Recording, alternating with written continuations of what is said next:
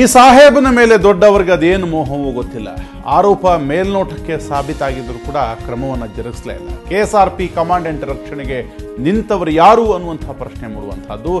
FIR ಕೂಡ ದಾಖಲಾಗಿದ್ದರೂ ಇದುವರೆಗೂ ಕ್ರಮವನ್ನು ಕೈಗೊಂಡಿಲ್ಲ. ಕಮಾಂಡೆಂಟ್ ಅಕ್ರಮಕ್ಕಿಂತ ಪ್ರಭಾವವೇ ಪವರ್ಫುಲ್ಲ ಎನ್ನುವಂಥದ್ದು. ಇದು ಕೆಎಸ್ಆರ್ಪಿ ಉನ್ನತಾಧಿಕಾರಿಯೊಬ್ಬರ ಮೇಲಿನ ಕೇಳಿಬಂದಂತಹ ಆರೋಪ. ಬೆಂಗಳೂರಿನ ಕೂಡ್ಲಿವಿನಲ್ಲಿರುವ ಕಮಾಂಡೆಂಟ್ KM ಗಂಗಾಧರಪ್ಪ ಈ ಒಂದು ಪ್ರಕರಣದಲ್ಲಿ ಮೇಲ್ನೋಟಕ್ಕೆ ಆರೋಪಿ ಆಗಿರುವಂಥದ್ದು. ಇವರ ಮೇಲಿರುವಂಥದ್ದು ಹಣ ದುರುಪಯೋಗದ ಗಂಭೀರ ಆರೋಪ. ಸರ್ಕಾರಿ ವಾಹನದಲ್ಲಿಯೇ ಪಡಿತರಗಳನ್ನು ಸಾಗಿಸಿ ಖಾಸಗಿ ಬಿಲ್ಲನ್ನು ನೀಡಿದ್ರು ಗಂಗಾಧರಪ್ಪ ಅವರು. ನಕಲಿ ಬಿಲ್ ಸೃಷ್ಟಿಸಿ ಲಕ್ಷಾಂತರ ರೂಪಾಯಿ ಅವ್ಯವಹಾರವನ್ನು ಕೂಡ ಗಂಗಾಧರಪ್ಪ ನಡೆಸಿದ್ದಾರೆ ಎನ್ನುವಂಥದ್ದು ಮೇಲ್ನೋಟಕ್ಕೆ ಬಂದಂತಹ ಆರೋಪ. ಖಾಸಗಿ ಟ್ರಾನ್ಸ್ಪೋರ್ಟ್ ಏಜೆನ್ಸಿಯು ಕೂಡ ಇವರು ಯಾವ ಬಿಲ್ಲನ್ನು ನೀಡಿರ್ತಾರೆ ಆ ಟ್ರಾನ್ಸ್ಪೋರ್ಟ್ ಏಜೆನ್ಸಿ ಕೂಡ ಇದು ನಮ್ಮ ಬಿಲ್ ಅಲ್ಲ ಎಂದು ಹೇಳಿತ್ತು. ಮೇಲ್ನೋಟಕ್ಕೆ ಆರೋಪ ಸಾಬೀತಾಗಿತ್ತು ಕೂಡ, ಎಫ್ಐಆರ್ ದಾಖಲಾಗಿದೆ. ಆದರೂ ಕೂಡ ಶಿಸ್ತು ಕ್ರಮವನ್ನು ಕೈಗೊಳ್ಳಲು ಮೀನಾಮೇಷ ಎಣಿಸಲಾಗ್ತಾ ಇದೆ. ಗೃಹ ಸಚಿವರ ಸಲಹೆಗಾರ ಕೆಂಪಯ್ಯ ಅವರ ಕೃಪಾಕಟಾಕ್ಷದಿಂದ ಇವರ ಮೇಲೆ ಕ್ರಮವನ್ನು ಜರುಗಿಸಲಾಗಿಲ್ಲ ಅಂತ ನಿವೃತ್ತ ಕೆಎಸ್ಆರ್ಪಿ ಮುಖ್ಯ ಪೇದೆ ರಂಗೋಜಿರಾವ್ ಎನ್ನುವರು ಆರೋಪವನ್ನು ಮಾಡ್ತಿದ್ದಾರೆ. ಆರೋಪ ಏನೇ ಇರಲಿ, ರಕ್ಷಣೆಗೆ ಗೃಹ ಸಚಿವಾಲಯ ಬರುತ್ತಾ ಎನ್ನುವಂಥದ್ದು ಪ್ರಶ್ನೆ. ನಕಲಿ ಬಿಲ್ಲನ್ನು ಸೃಷ್ಟಿಸಿದಂಥ ಗಂಗಾಧರಪ್ಪನ ರಕ್ಷಣೆಗೆ ಈಗ ಇವರು ಯಾಕೆ ನಿಂತಿದ್ದಾರೆ ಎನ್ನುವಂಥದ್ದು ಕೇಳಿಬರ್ತಿರುವಂತಹ ಮಾತು. ಗಂಗಾಧರಪ್ಪ ಅನ್ನೋ ಕಮಾಂಡೆಂಟು ಈಗ ಬೆಂಗಳೂರಿನ 9th ಬೆಟಾಲಿಯನ್ನಲ್ಲಿದ್ದಾರೆ. ಮುಂಚೆ ಅವರು ಶಿವಮೊಗ್ಗದಲ್ಲಿದ್ದರು ಸರ್. ಶಿವಮೊಗ್ಗದಲ್ಲಿದ್ದಾಗ ಒಂದು ಅಕ್ರಮವಾದ ಒಂದು ಸೊಸೈಟಿಯನ್ನು ಮಾಡಿದ್ರು. ಸಿಬ್ಬಂದಿಗಳಿಗೆ ಒಪ್ಪಿಗೆ ಇಲ್ಲ ಅಂದ್ರೂ ನಮಗೆ ಬೇಡ, ಈ ಹಿಂದೆ ಒಂದು ಪತ್ತಿನ ಸಹಕಾರ ಸಂಘ ಅಂತ ಆಗಿ ಎಲ್ಲ ಸಿಬ್ಬಂದಿಗಳಿಗೆ ಎಲ್ಲ ಶೇರ್ ಅಮೌಂಟ್ ಎಲ್ಲ ಮುಳುಗಿಸಿ ಹಾಳಾಗೋಗಿತ್ತು. ಅದ್ರ ಬಗ್ಗೆ ಯಾವ ಕ್ರಮನೂ ತಗೊಳ್ಳಿಲ್ಲ. ಆದರೆ ಇವರು ಹೊಸದಾಗಿ ಬಂದು ಯಾವ ಮೇಲಧಿಕಾರಿಗಳ ಒಂದು ಒಪ್ಪಿಗೆ ಇಲ್ದಲೆ ಒಂದು ಸೊಸೈಟಿ ಮಾಡ್ತೀನಿ, ಹಣ ತಿನ್ನೋ ಉದ್ದೇಶಕ್ಕೆ ಒಂದು ಸೊಸೈಟಿ ಮಾಡ್ತೀನಿ ಅಂತ ಬಂದರು. ನಾವು ಅದಕ್ಕೆ ಉದಾಹರಣೆ ಕೊಟ್ಟು ಹಿಂದೆ ಪತ್ತಿನ ಸಹಕಾರ ಸಂಘ ಅಂತ ಮಾಡಿ ಆ ಸೊಸೈಟಿ ಎಲ್ಲ ಹಾಳಾಗಿ ನಮ್ಮ ಶೇರ್ ಅಮೌಂಟ್ ಎಲ್ಲ ತಿಂದು ಎಲ್ಲ ಮೋಸ ಮಾಡಾಗಿದೆ, ಎಲ್ಲ ನುಂಗಾಕ್ ಹೋಗಿದ್ದಾರೆ. ಈ ಕುರಿತಾಗಿ ಮಾತಾಡೋಕ್ಕೆ ನಮ್ಮ ಪ್ರತಿನಿಧಿ ವೆಂಕಟ್ ಸಂಪರ್ಕದಲ್ಲಿದ್ದಾರೆ. ವೆಂಕಟ್, ಕಮಾಂಡೆಂಟ್ KM ಗಂಗಾಧರಪ್ಪ ಮೇಲೆ ಒಂದು ಗಂಭೀರ ಆರೋಪ ಕೇಳಬಂದಿತ್ತು, ಹಣ ದುರುಪಯೋಗದ ಆರೋಪ. ಆದರೂ ಎಫ್ಐಆರ್ ದಾಖಲಾದರೂ ಕೂಡ ಯಾಕೆ ಇವ್ರ ಮೇಲೆ ಶಿಸ್ತು ಕ್ರಮವನ್ನು ಜರುಗಿಸಲಿಲ್ಲ ಎನ್ನುವಂತಹ ಪ್ರಶ್ನೆ. ಖಂಡಿತವಾಗಿ ರಾಘವೇಂದ್ರ, ಈ ನಿಟ್ಟಿನಲ್ಲಿ ಸಾಕಷ್ಟು ಅನುಮಾನಗಳು ಮೂಡುತ್ತೆ.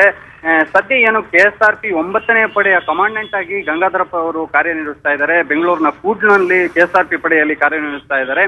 ಇವರು ಈ ಒಂದು ಹಣ ದುರುಪಯೋಗದ ಒಂದು ಗಂಭೀರವಾದ ಆರೋಪವನ್ನು ಎದುರಿಸ್ತಾ ಇದ್ದಾರೆ.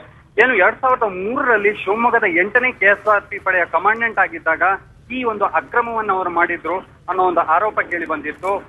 ಏನು 8ನೇ ಪಡೆಯ ನೌಕರರ ಪ್ರಾಥಮಿಕ ಬಳಕೆದಾರರ ಸಹಕಾರ ಸಂಘದಲ್ಲಿ ಅಧ್ಯಕ್ಷರಾಗಿದ್ದಾಗ ಈ ಹಣ ದುರುಪಯೋಗ ಮಾಡಿದ್ದಾರೆ ಅನ್ನೋ ಒಂದು ಆರೋಪ ಕೇಳಿ ಬಂದಿತ್ತು. ಏನು ಮುಖ್ಯವಾಗಿ ಸಂಘದ ಸದಸ್ಯರಿಗಾಗಿ ಒಂದು ಉಚಿತ ಪಡಿತರ ಆಹಾರ ವಿತರಣೆಯಲ್ಲಿ ಒಂದು ಹಣ ದುರುಪಯೋಗ ಮಾಡಿದ್ದಾರೆ. ಏನು ಉಚಿತ ಪಡಿತರವನ್ನ ಇಲಾಖೆ ವಾಹನದಲ್ಲಿ ಕೊಂಡೊಯ್ದಿದ್ರು ಅದನ್ನ ಏನು ಖಾಸಗಿ ಟ್ರಾನ್ಸ್ಪೋರ್ಟ್ ಏಜೆನ್ಸಿಯಿಂದ ಅಂದ್ರೆ ಮಲ್ಲಿಕಾರ್ಜುನ ಟ್ರಾನ್ಸ್ಪೋರ್ಟ್ ಏಜೆನ್ಸಿ ವಾಹನದ ಮೂಲಕ ಸಾಗಾಟ ಮಾಡಿರೋದಾಗಿ ಒಂದು ಸುಳ್ಳು ಹೇಳಿ ನಕಲಿ ಬಿಲ್ ಅನ್ನ ಸೃಷ್ಟಿಸಿದ್ರು. ಇದರಿಂದ ಸುಮಾರು 2 ಲಕ್ಷಕ್ಕೂ ಹೆಚ್ಚು ಹಣವನ್ನ ದುರುಪಯೋಗ ಮಾಡಿದ್ರು. ಈ ಅಕ್ರಮವನ್ನ ಏನು ಕಳೆದ ವರ್ಷವಷ್ಟೇ ಒಂದು ಬೆಳಕಿಗೆ ಬಂದಿತ್ತು. KSRP ಬೇರೆಯೊಬ್ಬರು ಈ ಬಗ್ಗೆ ಒಂದು ದೂರನ್ನ ನೀಡಿದ್ರು. ಈ ನಿಟ್ಟಿನಲ್ಲಿ ಸಹಕಾರ ಇಲಾಖೆ ಅಸಿಸ್ಟೆಂಟ್ ರಿಜಿಸ್ಟ್ರಾರ್ ತನಿಖೆಯಲ್ಲಿ ಈ ಒಂದು ಏನು ಆರೋಪ ಏನು ಮೇಲ್ನೋಟಕ್ಕೆ ಸಾಬೀತಾಗಿತ್ತು. ಜೊತೆಗೆ ಕ್ರಮ ಕೈಗೊಳ್ಳುವಂತೆ ಶಿಫಾರಸನ್ನು ಮಾಡಲಾಗಿತ್ತು. ಆದರೆ ಈ ಬಗ್ಗೆ ಈ ತನಿಖಾ ವರದಿ ಮತ್ತು ಈ ಒಂದು ದೂರ ಏನು ದಾಖಲಾಗಿತ್ತು. ಈ ನಿಟ್ಟಿನಲ್ಲಿ ಮೇಲಾಧಿಕಾರಿಗಳಿಗೂ KSRPಯ ಮೇಲಾಧಿಕಾರಿಗಳಿಗೂ DGIGPಗಳಿಗೂ ಏನು ಇದನ್ನ ದೂರನ್ನ ನೀಡಲಾಗಿತ್ತು. ಆದ್ರೂ ಈವರೆಗೆ ಗಂಗಾಧರಪ್ಪನವರಿಗೆ ಯಾವುದೇ ರೀತಿಯ ಒಂದು ಕ್ರಮವನ್ನ ಕೈಗೊಳ್ತಾ ಇಲ್ಲ, ಶಿಸ್ತಿನ ಕ್ರಮ ಕೈಗೊಳ್ತಾ ಇಲ್ಲ. ಪ್ರಮುಖವಾಗಿ ಈ ಒಂದು ಹಣ ದುರುಪಯೋಗ ನಿಟ್ಟಿನಲ್ಲಿ ಅವರ ಮೇಲೆ ಎಫ್ಐಆರ್ ದಾಖಲಾಗಿದೆ. ಜೊತೆಗೆ ದೂರುದಾರ ಏನಿದ್ದಾರೆ ಅವರ ಮೇಲೂ ಒಂದು ಹಲ್ಲೆ ಮಾಡಿರುವಂತಹ ಗಂಭೀರ ಆರೋಪ ಎದುರಾಗಿದೆ. ಆ ನಿಟ್ಟಿನಲ್ಲೂ ಒಂದು ಎಫ್ಐಆರ್ ದಾಖಲಾಗಿದೆ.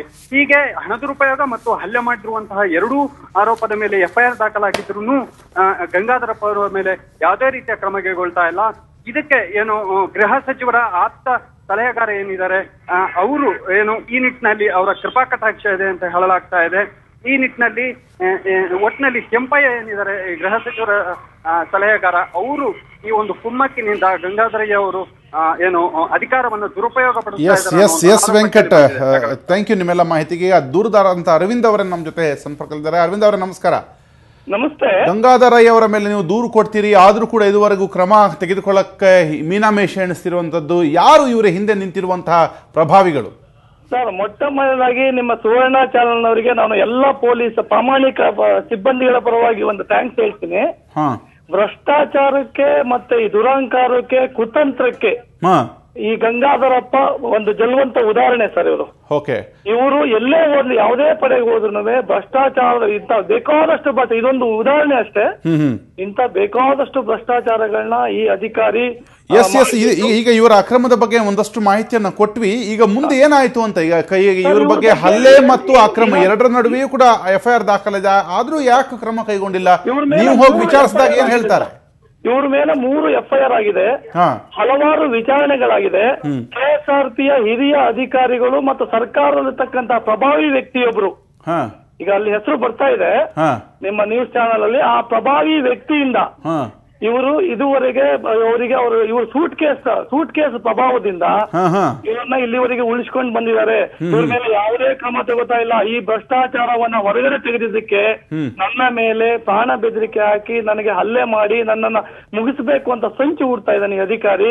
ಇದಕ್ಕೆ KSRPಯ ADGP ಪ್ರವೀಣ್ ಸೂದ್ ಅವರಿಂದ ಹಿಡಿದು ಎಲ್ಲ ಅಧಿಕಾರಿಗಳು, ಮಾಲಿನಿ ಕೃಷ್ಣಮೂರ್ತಿ ಅವರು ಮತ್ತು ಸರ್ಕಾರದ ಪ್ರಭಾವಿ ವ್ಯಕ್ತಿಗಳು ಶಾಮೀಲಾಗಿ ಇವನ ಸೂಟ್ ಕೇಸ್ಗೆ ಮರಳಾಗ್ಬಿಟ್ಟು ಇವರಿಗೆ ರಕ್ಷಣೆ ಕೊಡ್ತಾ ಇದ್ದಾರೆ. ಇವರು ಬೇಕಾದಷ್ಟು ಸಿಬ್ಬಂದಿಗಳ ಮೇಲೆ ದೌರ್ಜನ್ಯ ಮಾಡಿ ಕೋಟ್ಯಾಂತರ ರೂಪಾಯಿ ಹಣ ದಂಧೆ ಮಾಡ್ತಾ ಇದ್ದಾರೆ.